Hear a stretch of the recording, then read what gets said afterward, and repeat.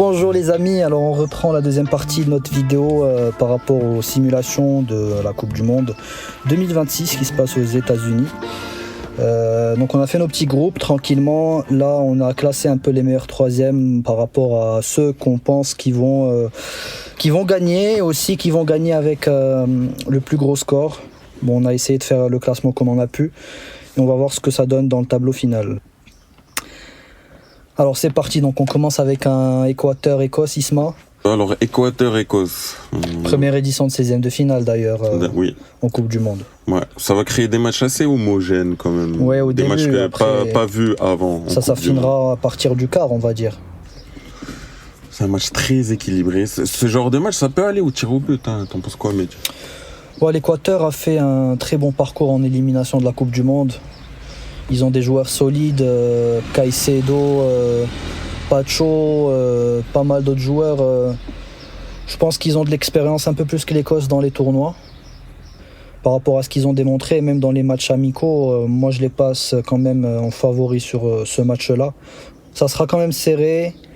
On va voir dépendamment de ce que l'Écosse peut créer dans ce groupe avec le Maroc et le Brésil. Mais honnêtement, si l'Écosse passe troisième, elle tombe contre l'Équateur pour moi. Moi, je mettrais une petite pièce sur l'Écosse, en mode surprise. Ouais. Bon, pourtant, juste avant de voir le tableau, dis-toi que je me disais, l'Équateur, ils vont faire un bon parcours, genre minimum quart de finale. Mais là, c'est ce genre de match où t'as l'équipe la moins attendue. Tu les élimines rapidement, du coup. Oui, parce que en fait, c'est le type d'équipe où le moment où tu te dis ils vont faire un tout droit, c'est là où ils vont flancher. Donc, je mettrais une petite pièce sur l'Écosse. À toi de voir ce que tu veux mettre. Je te le laisse ce match. Moi, je t'ai suivi sur la partie phase de groupe. Je pense que je vais quand même faire passer l'Équateur. Vas-y. Sur celle-là. France-Suède. L'équipe de France, c'est pas, même quand ils sont pas en forme, c'est pas le type d'équipe à perdre ce genre de match. La France pourrait rater son mondial, mais s'il passe en 16e, je pense quand même qu'il passe la Suède. Ça pourrait créer un match un peu compliqué. Mais là, sur ce que j'ai vu, par exemple, en match amical hier contre l'Irlande du Nord, quand je vois la forme d'un certain Olysée, on va dire même si Mbappé n'est pas en forme, même si Dembélé n'est pas en forme, même si Doué n'est pas en forme, t'as quand même un quatrième joueur qui peut sortir du lot. Et là, en l'occurrence, ça peut être Olysée, ça peut être quelqu'un d'autre. Mais vu la force offensive de cette équipe, je les vois quand même mal tomber contre la Suède. Non, je pense non, ça va passer tranquillement pour la France. S'ils passent à côté de leur match, je pense qu'ils vont quand même s'en sortir. Un petit 1-0, un petit exploit individuel. Corée du Sud, Canada. Intéressant, sachant que le Canada accueille. Elle sera potentiellement chez elle sur ce match-là. La Corée du Sud, on connaît, ils font des parcours assez respectables. Sur cette rencontre-là, ça pourrait donner un match assez intéressant. Qu'est-ce que t'en penses, Corée du Sud-Canada? Moi, je pense que le Canada, s'ils arrivent jusqu'à là, c'est pas pour sortir au 16e de finale à domicile. Surtout face à un adversaire comme la Corée du Sud, ça reste un adversaire valeureux, mais qui est gérable sur le papier. Est-ce que Jonathan David et Davis sont aptes? Est-ce qu'ils seront titulaires? On sait que Davis était pas mal blessé ces derniers temps. Je sais pas s'il est encore opérationnel ou pas. Davis, c'est un gars qui est souvent blessé. Maintenant, je pense qu'il essaiera d'être là un maximum. À voir. Je sais pas, en fait, j'ai pas trop suivi sa saison, je te mens pas. Pourquoi on va donner le passage au Canada vu qu'ils seront à domicile on leur donne. Et que la Corée du Sud, malgré 2-3 joueurs intéressants, est-ce qu'ils vont réussir à les sortir ou pas? Ça reste quand même assez difficile à déterminer le vainqueur de ce match-là, mais pour la beauté de l'équipe qui accueille, on fera passer le Canada. Très intéressant, Japon-Maroc. Moi, ce match, il me fait peur et il m'excite en même temps.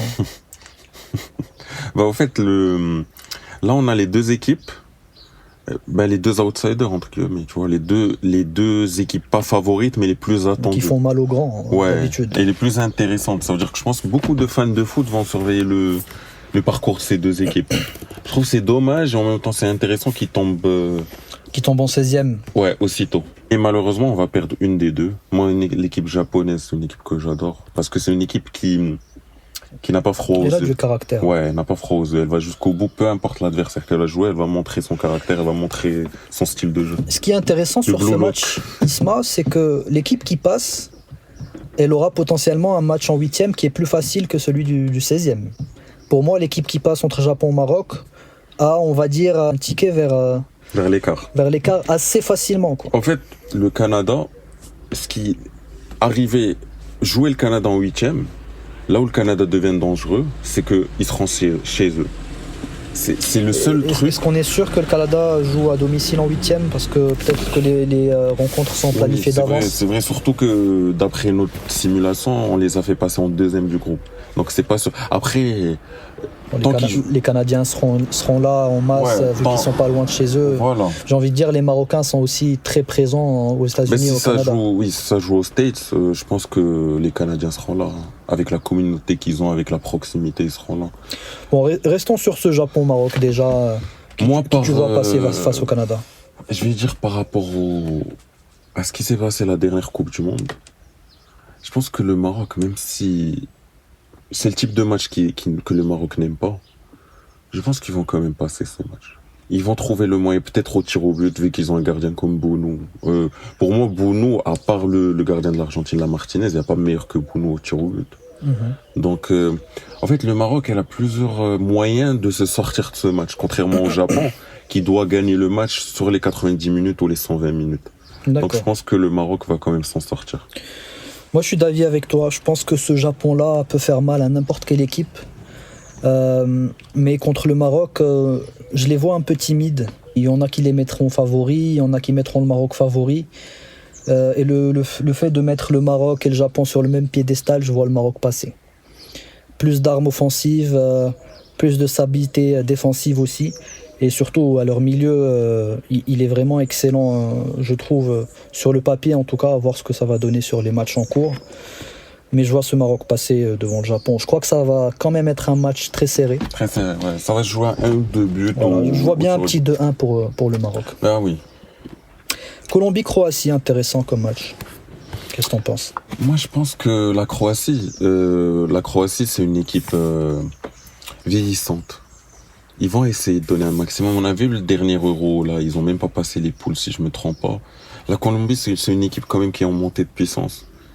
Elle aura joué le Portugal juste avant. Je pense qu'elle sera dans sa lancée. Elle va donner beaucoup d'intensité aux joueurs croates, qui sont quand même vieillissants. Je sais pas s'ils réussiront à tenir l'intensité du match. Parce que c'est une équipe qui met beaucoup de pressing, beaucoup de coups, beaucoup d'intensité. Donc je pense que pour moi, ça sera la Colombie. J'ajouterais aussi qu'ils seront un peu à domicile aussi. Il y aura pas mal de Colombiens qui sont d'ailleurs très présents dans les grands rendez-vous et les grandes compétitions, mais là en plus ils seront pas très loin de chez eux. Et puis il y a un certain Luis Diaz qui cette saison en Champions League, il a montré qu'il pouvait tenir la cadence offensive d'une équipe comme le Bayern, même si elle a de grands noms aussi, mais il a été vraiment délicieux sur les derniers matchs. Et je pense qu'ils ont emmené James Rodriguez. Il y a un certain James aussi. Qui est un joueur, même si en club là on sait plus ce qu'il fait, mais en sélection il se donne quand même. Il y a comment il s'appelle, un Luis Suarez devant qui plante beaucoup au Sporting Lisbonne. Donc je pense que ils ont une défense qui tient la route. Je pense que oui, ils vont quand même faire un bon petit parcours la Colombie. Espagne-Jordanie, bon là je pense qu'il n'y a pas photo. Hein. Malheureusement pour nos amis jordaniens, déjà le fait de sortir d'un groupe difficile avec l'Argentine, l'Algérie, l'Autriche, je pense que c'est déjà très Ils auront épuisé leur batterie. Ouais, je pense que c'est déjà respectable de sortir contre l'Espagne, à condition de ne pas prendre une branlée là. Je pense qu'ils vont quand même prendre leur branlée. Ça va être un match à 4 buts, un petit 4-1. Et l'Espagne n'est pas venue pour s'arrêter en 16e contre la Jordanie quand même. On est d'accord. Très très bon match, très bon 16e. États-Unis-Norvège, ça c'est un match intéressant, sachant que les États-Unis seront à la maison. Ce match, je vais pas mouiller, je te laisse décider. Parce que pour moi, en fait, pourquoi je vais pas mouiller? Parce que les États-Unis, ils sont à domicile et c'est eux qui reçoivent la plupart des matchs. Avec Trump, avec tout ce qu'il y a autour, je pense pas qu'ils sont là pour être éliminés aussitôt. Maintenant, la Norvège, par rapport à leur montée en puissance... Moi, le scénario que je vois pour ce match, c'est une Norvège qui ne prend pas beaucoup le ballon et qui attend. Et qui laisse les États-Unis dans cette ferveur avec leur public créer et puis faire mal et piquer au moment où les États-Unis montrent un peu de faiblesse ou de relâche. Je vois bien la Norvège jouer comme ça et je vois bien un petit piège tendu par la Norvège aux States quand même. En fait, ce match, qu'est-ce que je vois? Je vois soit un flop total des États-Unis, ça veut dire ils viennent, ils se font éteindre par la Norvège. Et en mode le public, silence radio au bout de 30 minutes de jeu et tout. Soit une victoire des États-Unis au tir au but. Peut-être. Dans tous les cas, ça sera serré là encore. Ça sera un match avec... Attention, les États-Unis, ils ont quand même une belle équipe. On l'a dit l'autre fois, un très bon coach. Ils ont des individualités. Maintenant, la Norvège, faut pas qu'on s'arrête à leur niveau au qualif. Peut-être qu'ils vont venir, ils vont flopper totalement cette compétition. Après, c'est leur première compétition aussi. Oui, c'est ça. Le fait de passer en 16e à la première compète dans un groupe aussi relevé, c'est déjà pas mal. Soyons fous quand même. On va essayer de respecter une Coupe du Monde. On va faire passer les States. Belgique-Algérie. Alors là... Moi, je dirais passage de la Belgique qui reviennent un peu en forme. Ils ont des joueurs intéressants. Des joueurs aussi qui doivent prouver quelque chose et qui vont faire leur dernière Coupe du Monde comme un certain De Bruyne.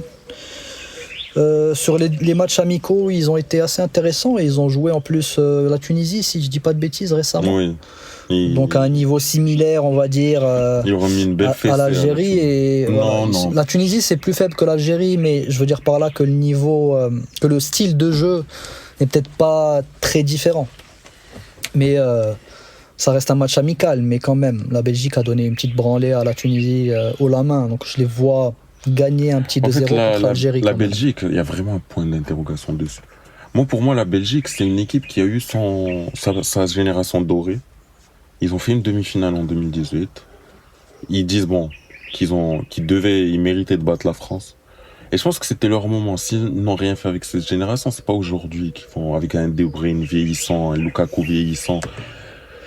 Donc tu les vois perdre contre l'Algérie? Je pense que l'Algérie va créer la surprise. La Belgique, ils ont un coach où, en fait, on sait pas à quoi s'en tenir avec lui, le Rudy Garcia là. Le coach de la Belgique? Ouais. Parce que lui, toujours, il fait des beaux parcours. Je sais pas, mais je mettrais une pièce sur l'Algérie. Soyons fous, mettons une pièce sur l'Algérie.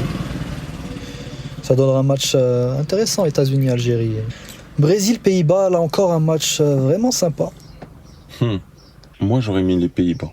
Maintenant, comme on a dit dans l'ancien épisode, le Brésil, moi, ce qui me fait peur avec le Brésil, c'est leur coach. Leur sélectionneur, quand même, Ancelotti, tu ramènes Ancelotti pour sortir en 16e. Puis il y a une interrogation sur les Pays-Bas aussi, on ne sait pas vraiment ce qu'ils valent. Aujourd'hui, nouvelle génération. Les Pays-Bas, en fait, depuis 2014, ils sont quand même plus en place que le Brésil, dans les compétitions.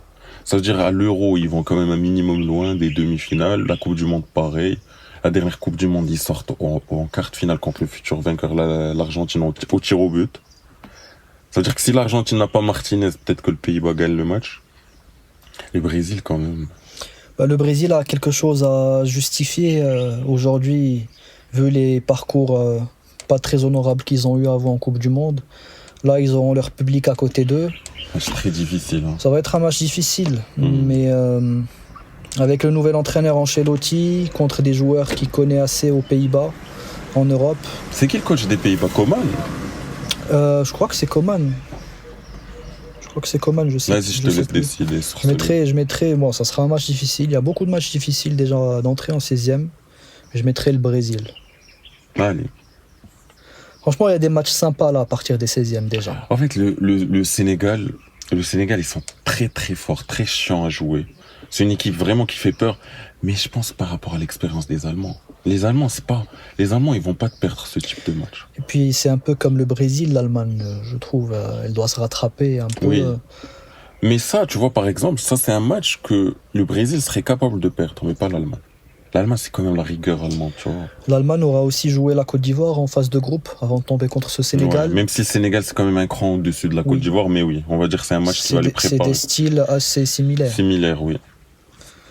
Passage de l'Allemagne. Et puis ça donnera un très bon huitième. Ouais. Mexique, Côte d'Ivoire, très équilibré. Mexique seront peut-être à domicile ou pas loin de chez eux. Ouais. Une équipe à domicile avec avec l'euphorie qu'il y a derrière, je pense pas que c'est ce genre de match qui vont perdre. Donc je mettrai quand même le Mexique. Passons alors sur le Mexique. Désolé pour mes frérots ivoiriens. Angleterre, RD Congo. Angleterre, tout droit. Là, je crois qu'on... Un petit 2-3-0. Le Congo a un niveau plutôt sympathique, mais voilà, pas assez pour embêter les grands. Et d'ailleurs, l'Angleterre peut être favori pour gagner cette ce match, je vois le Congo donner une belle opposition, mais manquer de réalisme. Et là où l'Angleterre vont les choper en contre-attaque, ça va être du 2-3-0 pour l'Angleterre. Hein, Argentine-Uruguay. Bon petit match de Copa América. Des équipes qui sont un peu en transition, on va dire. Je sais pas si c'est encore le cas pour l'Uruguay, mais l'Argentine... En fait, s'il y a un adversaire qui peut faire mal à cette Argentine, c'est les adversaires qui sont habitués à les jouer. Qui les connaissent. Voilà, c'est ça. En plus, l'Uruguay, c'est peut-être avec moins de talent, mais le même style. Ça veut dire la bagarre, les problèmes. Ça va être un match avec beaucoup d'arrêts de jeu, où ça va partir en poussée, en bagarre entre les défenseurs, les attaquants. Je vois bien l'Uruguay tenir le plus possible, mais l'Argentine passe. L'Argentine finira par passer. Oui, quand même l'Uruguay, elle aussi, sa génération dorée. Elle a un Darwin Núñez qui en manque de confiance, de temps de jeu. Valverde, oui, c'est Valverde, mais est-ce qu'il peut tout faire tout seul? Derrière, ils ont quand même un Araujo qui est pas une valeur sûre. Non, honnêtement, le capitaine du Barça, pour moi, n'a pas les épaules déjà d'être capitaine du Barça. Ouais. Et lui, en plus, son équipe. Araujo, à tout moment, il va te faire une connerie, prendre un carton rouge, donner un péno, faire une erreur, tu vois. On va dire ils attendent que ça. Que dans le jeu, l'Argentine a plus d'expérience. Ouais, je vois bien un vieux match fermé avec un but sur une erreur individuelle de l'Argentine. Ouais, un petit 1-0 pour l'Argentine. Turquie-Iran. Je pense que l'Iran, aux States, ils vont vouloir les virer le plus tôt possible, tu vois. Et je pense que c'est le moment pour l'Iran de faire ses valises. Comme tu as dit à l'épisode précédent, les Turcs sont habitués quand même à faire des bons tournois. Ouais, tant qu'ils sont là, ils vont essayer d'aller le plus loin. La ferveur des Turcs, des spectateurs turcs aussi, va les pousser peut-être un peu pour aller le plus loin possible. Au moins jusqu'au match contre l'Argentine. Ouais. Non, je mettrais un billet sur la Turquie quand même. Très bien. Suisse-Égypte. Pas mal comme match. Ça par expérience, quand même, l'Égypte. L'Égypte, c'est une équipe qui nous a jamais surpris sur la scène internationale. C'est plus une équipe qui fait mal sur la scène continentale. La Suisse, quand même, par habitude. La Suisse, c'est une équipe qui normalement dégage en 8e, tu vois. Donc ils vont rester sur ce... Moi, je vois bien un petit réveil de Salah et de Marmouche, là, quand même. S'il y a bien un moment où il faut se réveiller pour faire quelque chose, surtout en fin de carrière, c'est bien maintenant, contre la Suisse. Je n'y crois pas. La Suisse, c'est pour moi aussi l'équipe qui va éliminer les grands, un peu comme le Japon, et peut-être contre les petites équipes avoir plus de mal. Non, je sais pas. Pour moi, c'est géré pour la Suisse. En fait, parce que l'Égypte, elle va mal gérer les 90 minutes. Ça veut dire que c'est plus tard qu'elle va se dire ouais, j'aurais dû jouer le match comme ça, le négocier comme ça. La Suisse, ils vont venir, ils vont être sérieux, ils vont jouer leur match sérieusement. Ils vont mettre leur petit but, fermer derrière. Je vois l'Égypte un peu patauger, tu vois, jusqu'à ce que l'arbitre siffle la fin de match.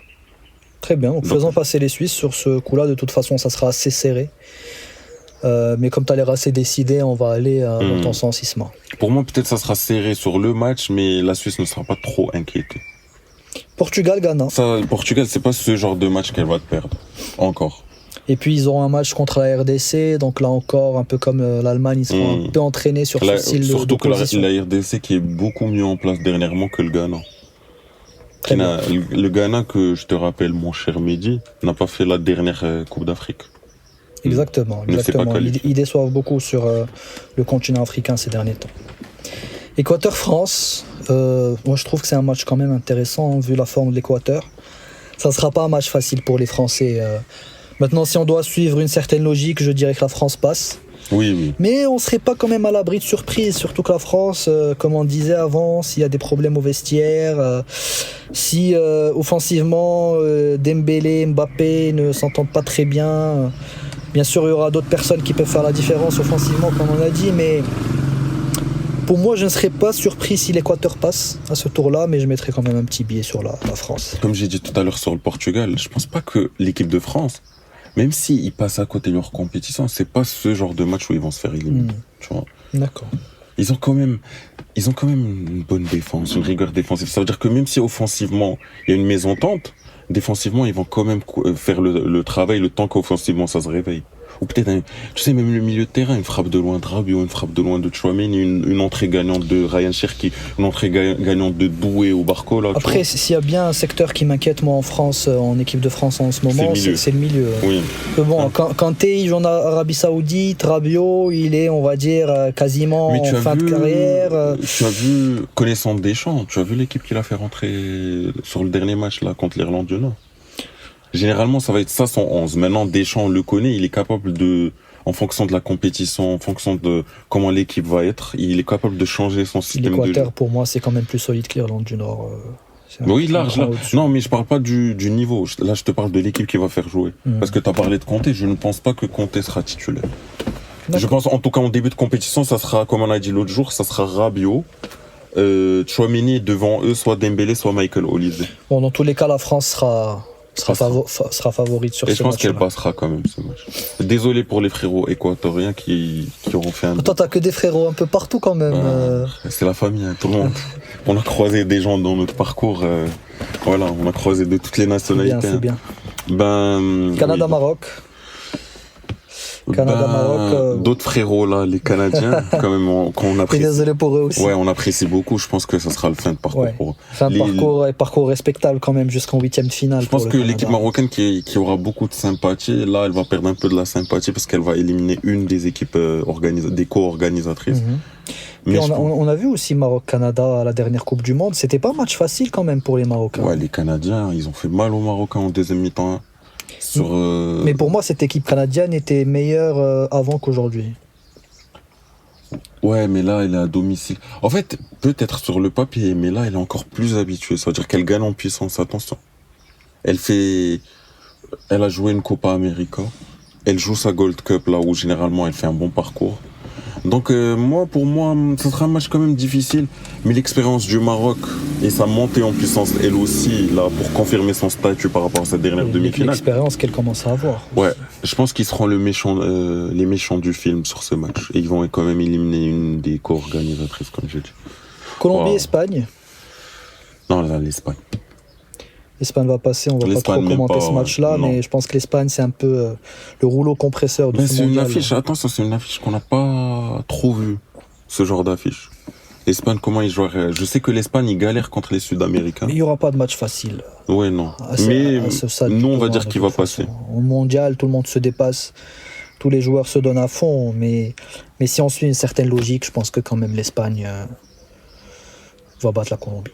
États-Unis-Algérie, sympathique comme match. Moi, je pense que, comme j'ai dit tout à l'heure, même si l'Algérie arrivait jusqu'à là, ils ont déjà créé la surprise là contre la Belgique, on a dit. Je pense que ça sera le fin de parcours pour l'Algérie. Parce que les États-Unis, peu importe comment ils vont faire, ils pourraient même avoir l'arbitrage en leur faveur pour passer. Ils vont pas se faire éliminer contre l'Algérie. Je pense que les États-Unis vont passer ce match. Je suis d'accord avec toi. Et puis, les États-Unis, c'est une équipe qui s'organise très bien ces derniers temps et ils seront aussi à domicile. Ils n'ont pas Trump derrière qui va faire en sorte que les États-Unis ne se ridiculisent pas, surtout contre l'Algérie. Donc, les frérots. Je vois mal les frérots algériens passer. En fait, pour rester sur ce que tu as dit, en fait, les conditions du match vont faire que l'Algérie va se faire éliminer. Mais pas sur le mérite. Je pense qu'il y aura un truc qui sera contre eux sur ce match. Brésil-Allemagne, on peut voir ça comme une finale même, Brésil-Allemagne. De toute façon, moi je te dis un truc, honnêtement, le Brésil, s'ils avaient un autre sélectionneur que Ancelotti, ça serait longtemps qu'il serait plus là. Pour moi. Maintenant, ils ont quand même Ancelotti. Après, attention, Ancelotti, on sait ce qu'il a fait en club, mais ça, sa première sélection. Voilà, moi, c'est mon respect envers lui. Peut-être que je suis pas neutre sur ce que je dis, mais mon respect envers cette personne, c'est pour ça que j'envoie le Brésil aussi loin. Mais ce qui est intéressant pour moi, désolé Isma, sur ce match-là, c'est qu'on est sur deux grandes équipes qui sont un peu dans la même situation. C'est vrai. Que ça soit au niveau du papier en termes de joueurs, un peu le même niveau, mais aussi en termes de ce qui s'est passé ces dernières années, dans les dernières Coupes du Monde. Tu mettrais qui, toi ? Difficile de donner un vainqueur. J'ai bien envie de voir le Brésil passer parce que c'est le Brésil quoi en Coupe du Monde, c'est un peu l'équipe mythique, c'est un peu le Real en Champions League. Et puis ils seront pas loin de chez eux, là aussi c'est un facteur qui est très important pour là où moi. je te rejoins, oui. On sait que les Brésiliens se déplacent en masse, mais vraiment, même quand ils sont en Russie, même quand ils sont à l'autre bout du monde. Sachant que ouais, c'est moins loin cette fois. Voilà. Ben, et puis, je crois que leur dernière confrontation Coupe du Monde a fini avec 7-1 pour les Allemands. Il faut pas oublier ce détail-là. Ça reste un des souvenirs les plus douloureux de l'histoire du football. Quand on voyait des petits pleurer, parce que c'était au Brésil d'ailleurs. Ah oui, en plus. Donc est-ce que les Brésiliens vont avoir l'esprit revanchard? Et est-ce qu'ils vont avoir les jetons contre l'Allemagne Après les Allemands, même si bon, c'est pas leur meilleure génération, ils sont quand même méchants. Bien sûr. S'il y a une équipe qui s'en fout de tout ce qui est intouchable mentalement. Tout ce qui est l'aspect revanche, c'est les Allemands. Tu vois. Ils sont imperturbables, comme tu as dit. Des fois, on a l'impression que les Allemands, on dirait que c'est des robots sur le terrain. Ils viennent faire leur travail et sortir. Même s'ils ont perdu quand même cette identité-là, je pense qu'ils vont essayer de la récupérer quand même. Moi, comme ça, le cœur est pour le Brésil, mais la logique, elle est pour l'Allemagne. Je mettrai l'Allemagne.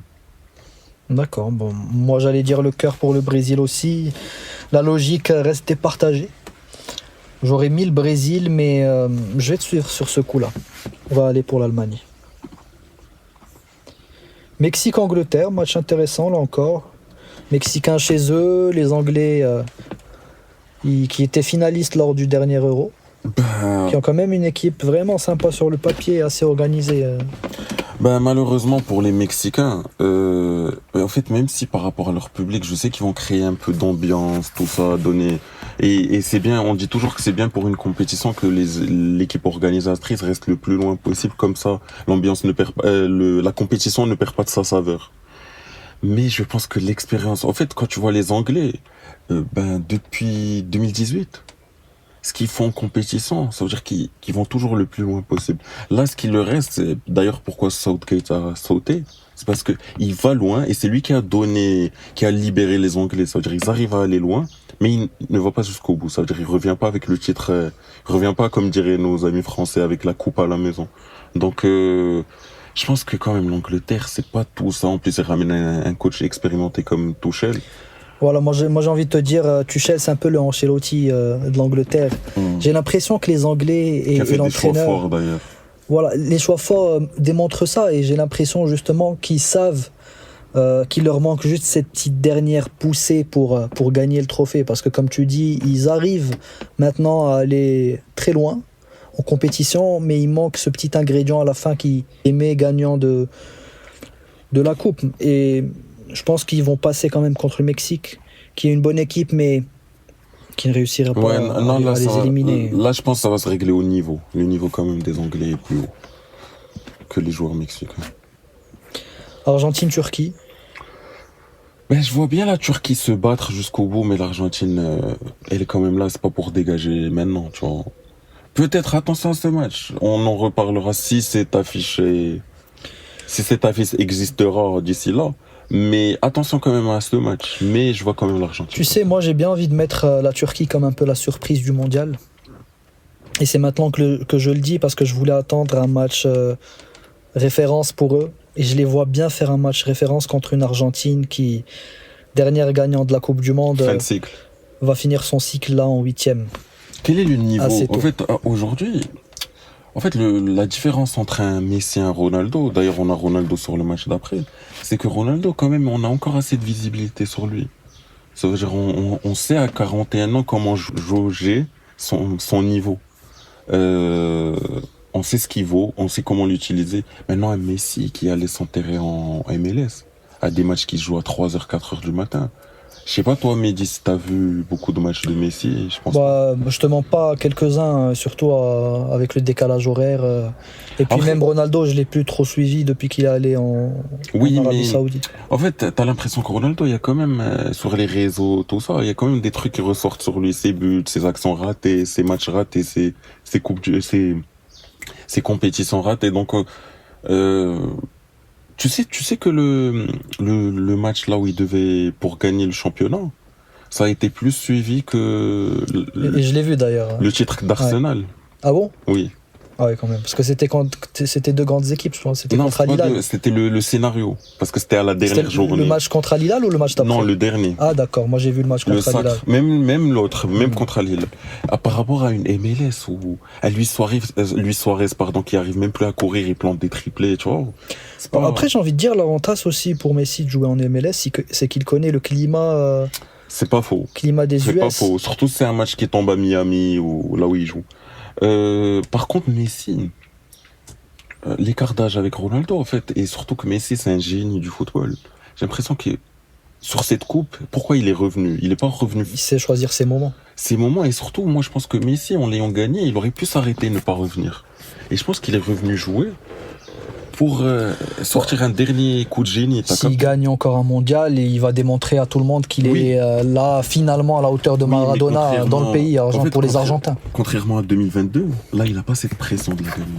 C'est-à-dire qu'il arrive, quoi. Et c'est un avantage. Ouais. C'est un avantage, mais tout ce qui va se passer, c'est que du bonus. T'as compris? Et Messi, je sens que dans cette Coupe du Monde, il va nous sortir un coup de génie à un moment donné. Tu connais, entre guillemets, pour rappeler, les gars, je suis Messi. T'as capté? S'il y a bien une surprise pour moi, s'il fallait créer une surprise dans ce mondial-là, je miserais sur la Turquie, qui certes n'était pas waouh, même pour passer en Coupe du Monde, elle a dû passer par les barrages. Mais des histoires qui s'écrivent comme ça, on en a eu avant. Des équipes qui justement commencent mal et puis finissent par créer la surprise. Et puis d'ailleurs, l'Argentine, si tu te rappelles, au bout de la deuxième journée, à un moment donné, ils étaient derniers de leur groupe en Coupe du Monde, là, la dernière en 2022 au Qatar, et ils ont fini par la gagner. Ils ont perdu contre l'Arabie Saoudite. Ils sont réveillés au deuxième match. Puis à la fin du match contre le Mexique, ils étaient toujours à 0-0, je crois. Jusqu'à et puis, la 70, ils ont fini par gagner à la fin. D'ailleurs, c'est Messi. Donc jusqu'à la fin du deuxième match, on se disait l'Argentine, peut-être qu'elle va même sauter en groupe, et puis elle finit par gagner la Coupe du Monde. Tu sais ce qu'on va faire? Passe ce match, on revient. On part à... Parce que je pense qu'on est tous d'accord sur Portugal-Suisse. Bah, la Suisse, elle arrive à éliminer les grands en zone euro, justement. Mais après, bon. C'est quoi? Donne-moi un exemple. Pour la beauté, l'exemple de la France. À l'euro. Ouais, c'est leur seul exemple. Bah, tu sais que. C'est un exemple marquant. Et puis, ils font des grands matchs contre les grands. Tu sais qu'un an plus tard, à la Coupe du Monde 2022, il y avait Portugal-Suisse en 8e de finale. Tu sais, ça s'est fini à combien? 6-0 pour le Portugal.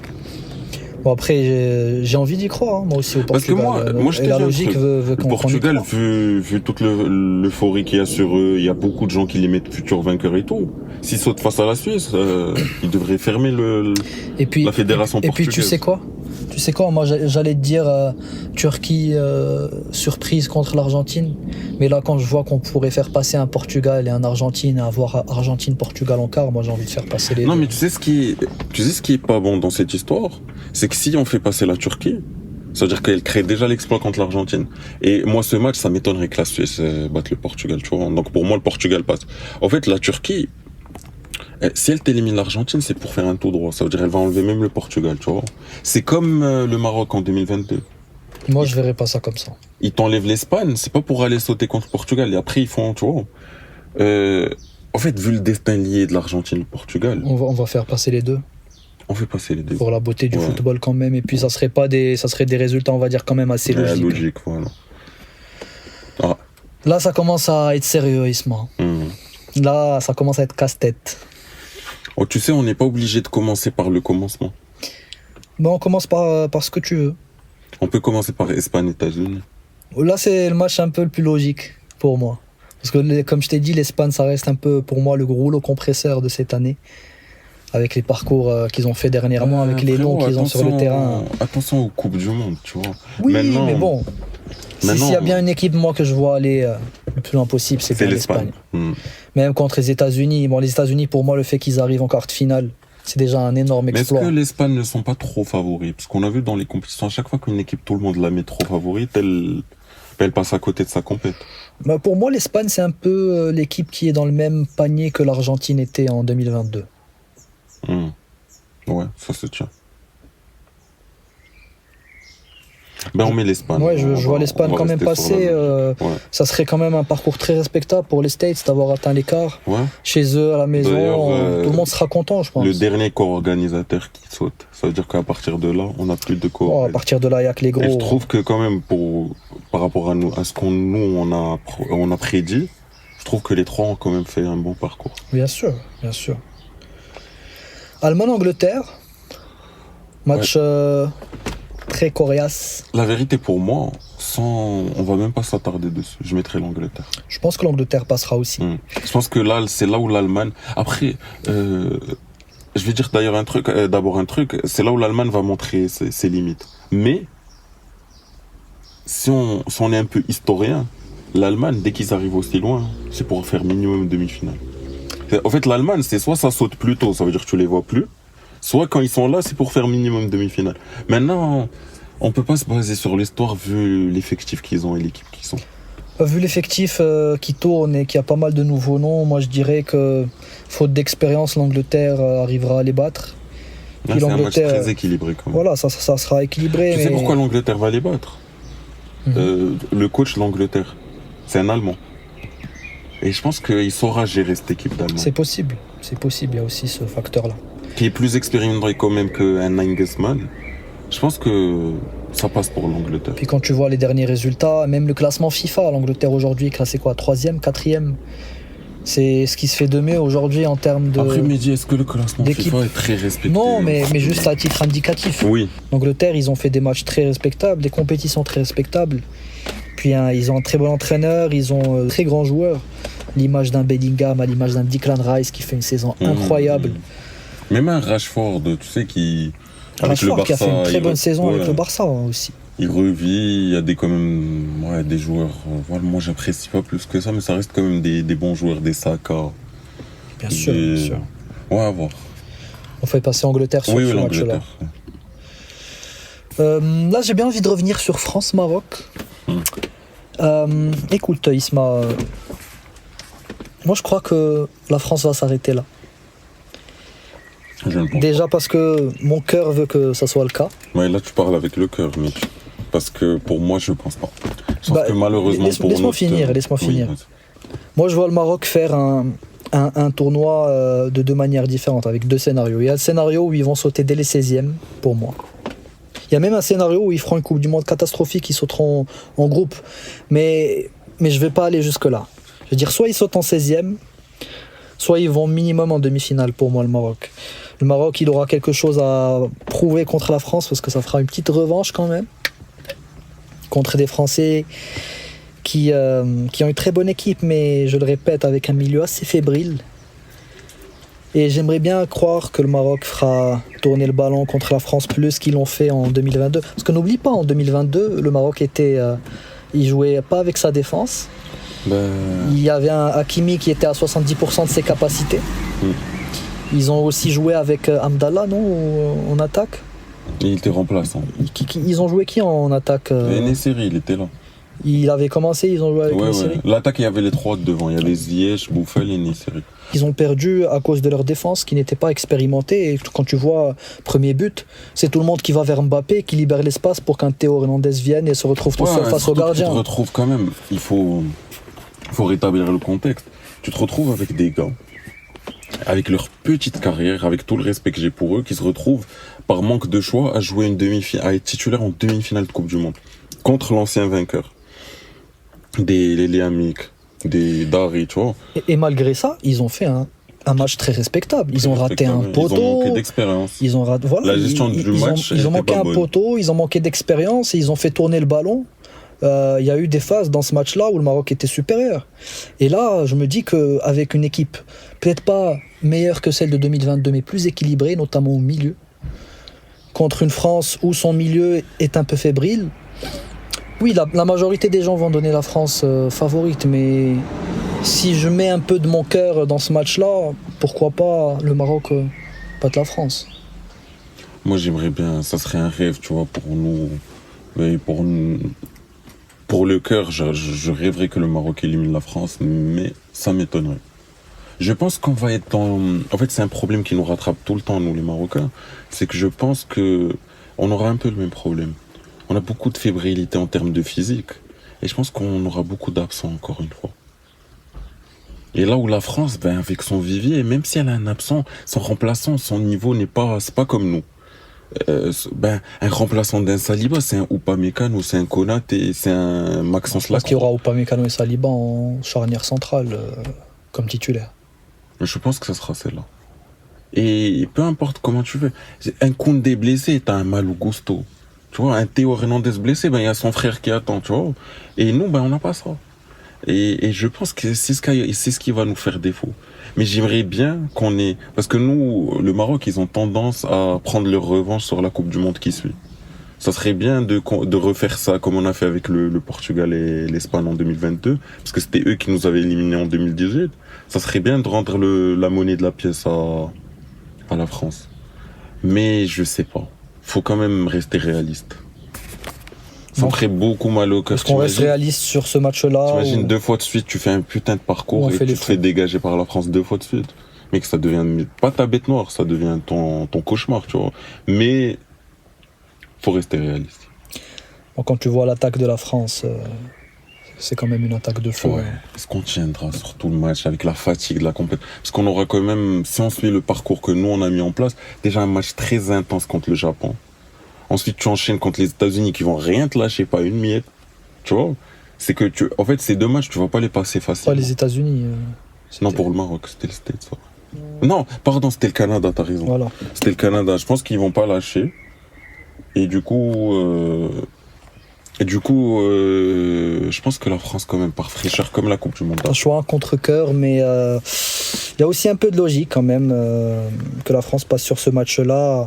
Après, moi, je ne serais pas quand même surpris pour un petit passage du Maroc au calme. Ça serait beau. Ça serait beau, mais faisons passer la France. C'est pas impossible. Le fameux match.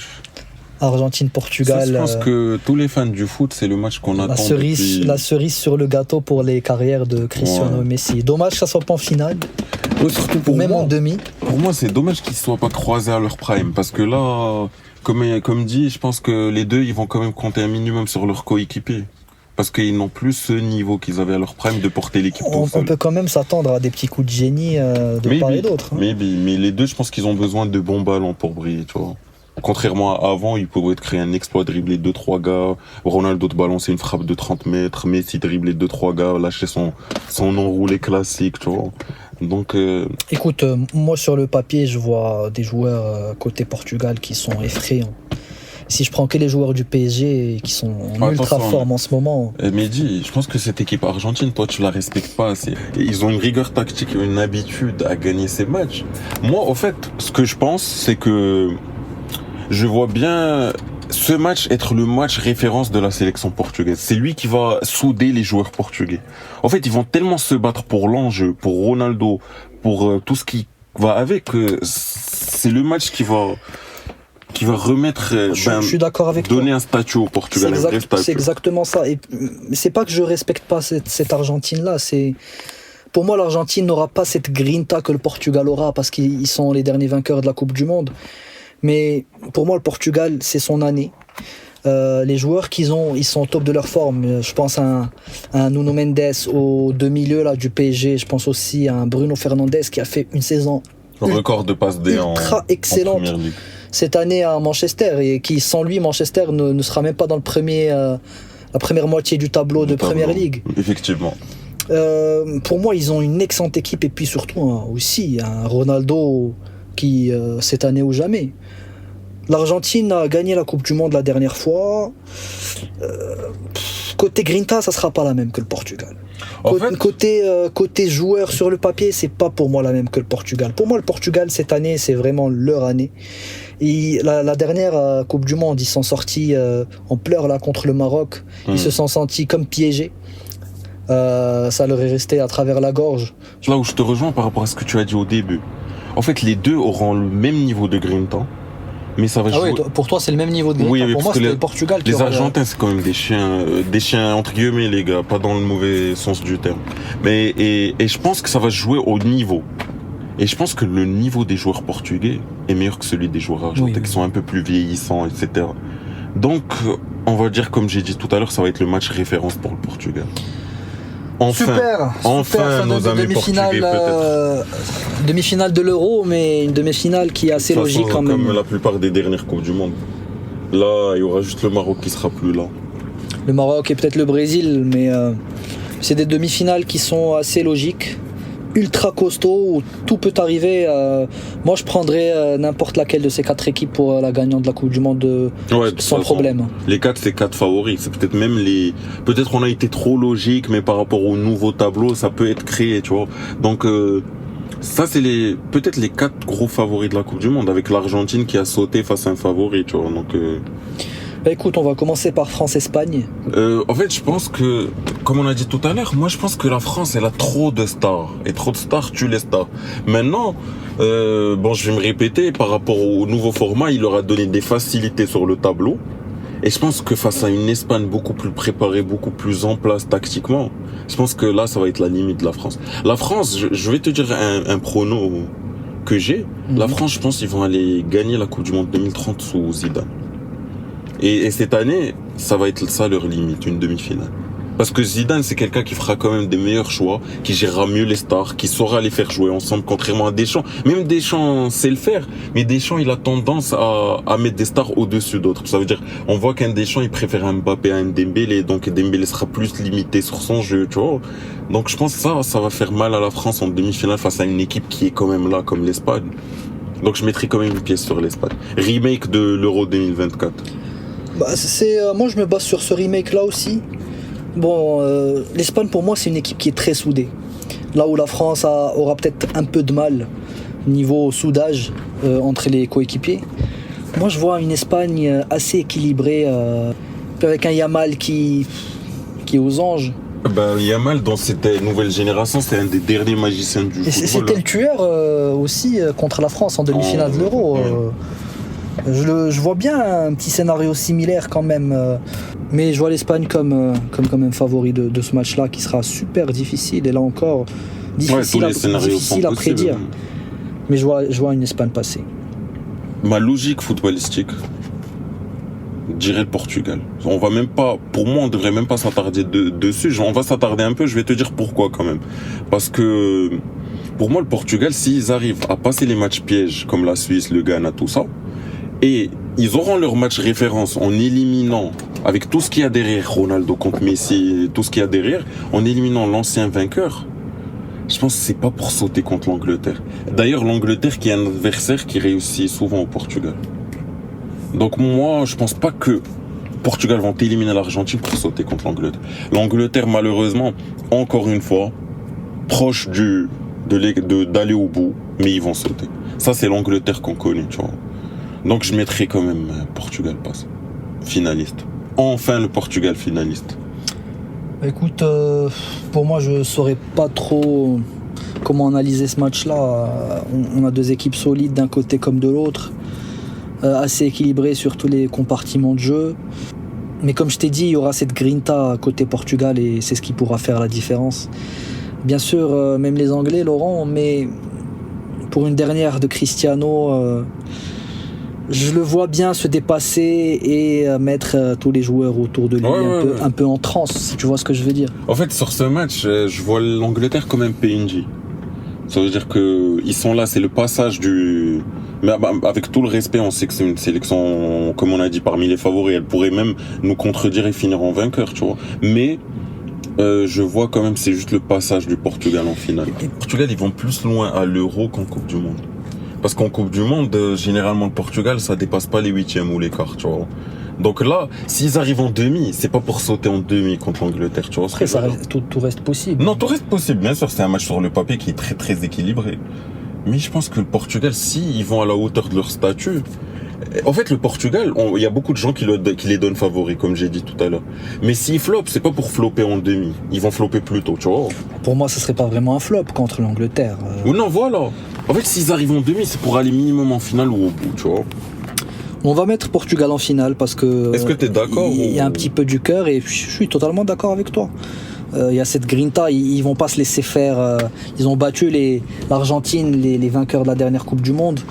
Là, ils ont certes l'Angleterre qui est très solide, mais je vois cette grinta faire la différence côté portugais. En Espagne-Portugal. Qu'est-ce que t'en penses, Isma? La finale, mon cœur voudrait le Portugal. La logique voudrait l'Espagne. Maintenant, c'est vraiment une bataille ou un duel de génération. Parce que quand même, on a un Yamal contre un Cristiano Ronaldo. Est-ce que tu sais que quand Yamal a découvert la vie, il était né, Ronaldo avait déjà peut-être gagné son premier ballon d'or.